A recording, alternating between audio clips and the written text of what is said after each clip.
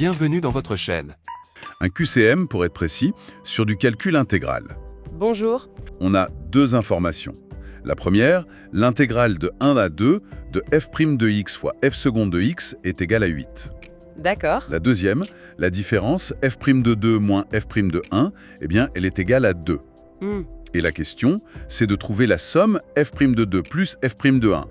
Alors là, on se demande comment on passe d'une intégrale et d'une différence à une somme. La première clé, elle est juste sous nos yeux, à l'intérieur de l'intégrale. Cette fonction f' de x fois f seconde de x, elle a une forme très classique. Si on dit que g de x, c'est f' de x. Exactement.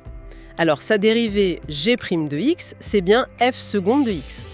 La primitive de g' fois g, c'est tout simplement 1/2 de g de x au carré. Donc, si on l'applique ici, c'est 1/2 de f' de x, le tout au carré. C'est ça. Et on l'évalue entre 1 et 2. Donc, ça nous donne 1/2 de f' de 2 au carré moins f' de 1 au carré, qui est égal à 8. L'identité remarquable, Voilà. a carré moins b carré.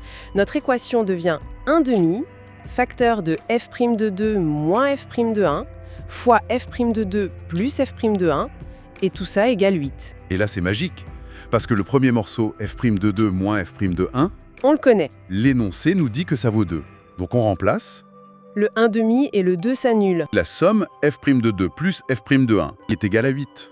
Toute cette mise en scène avec le calcul intégral pour finalement atterrir sur une identité remarquable de base.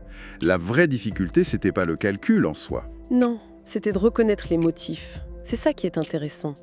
Le calcul intégral nous ouvre une porte, mais c'est l'algèbre la plus simple qui nous donne la clé pour la franchir.